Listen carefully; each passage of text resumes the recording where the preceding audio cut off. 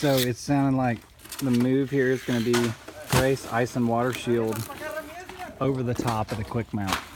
The roofer, been up there with the roofer and the Mexicans, showing them kind of the anatomy of the quick mount, and they are confident that they can guarantee it's watertight with ice and water shield and silicone over the quick mount flashing. So we'll see what happens. It does stick pretty good where, you know, they're going to caulk that little spot, and it's really stuck there good. And they're also going to go ahead and leave the existing roof on. So I don't know if you guys can tell where we have the panel edge and the part of the roof that was covered, but it's I'd say that the roof was very well protected by the solar panels. And so we're going to leave, the existing roof was not leaking, so they're going to leave the existing roof on, roof over it, and put ice and water shield around every single base. And that's how the experiment will be. There's a real safe guy walking up there. So I think I might head out for now. Alright, YouTubers. Johnny Valentine with Gain Solar here, showing you. ¿Qué pasó con este? ¿Qué pasó con...? ¿Eso fue uno de aquí estamos? Ah, ok. Y eso lo tirarlo en la troca, en la caja, allá en la caja, en el suelo. We are pulling off some bad inverters. We're putting the panels back up. They just got done with their lunch. They were so gracious to share a little bit with me. We had some cactus and eggs and tortillas. It's better than my cold gringo lunch. So we're in training here. These guys are doing a good job. They're doing what I want them to do, but you know, they're not flying in any way. But they are doing it.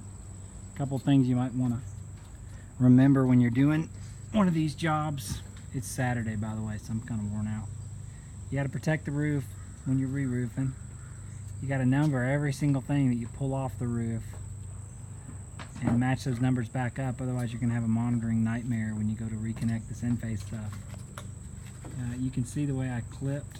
I wire tied the enphase connectors through one of the holes on the panel so you could drag them up. There were 3 enphase inverters bad on this system. It's 5 years old. Already had lost 3 inverters. So we replaced those, and then in the midst of fixing everything, I also found,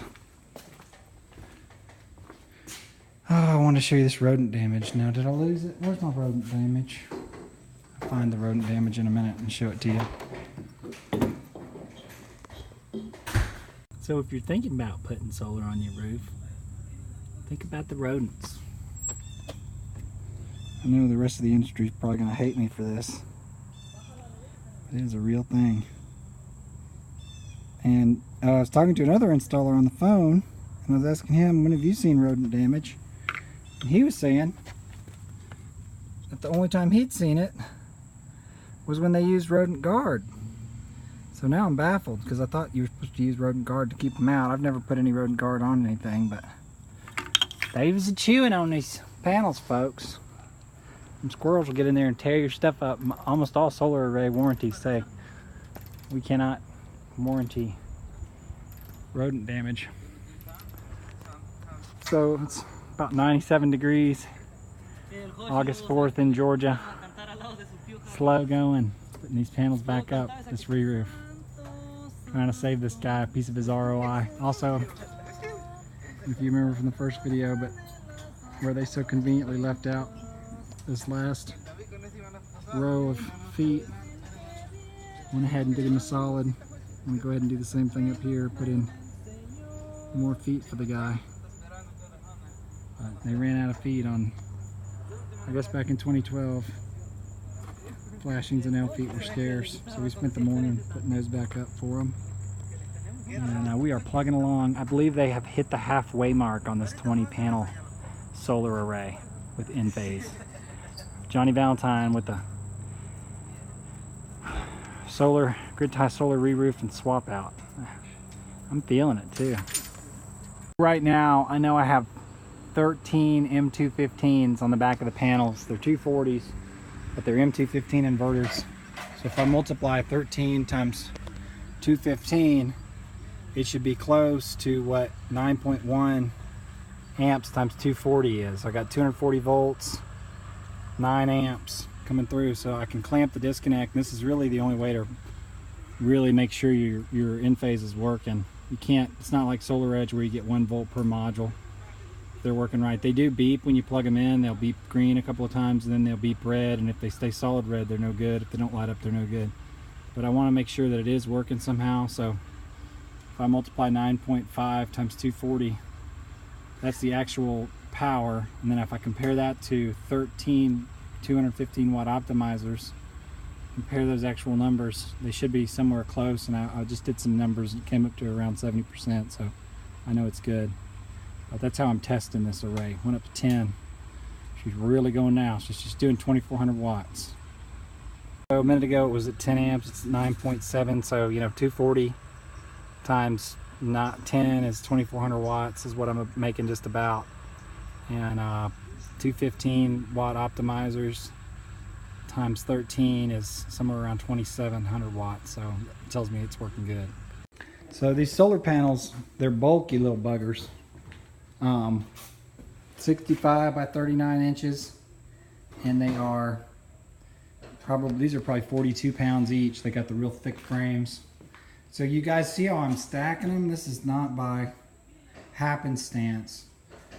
Trying to stack panels like they come on a pallet, where they come perfectly, you know, all stacked, and they have these like load bearing corners to keep them all stacked.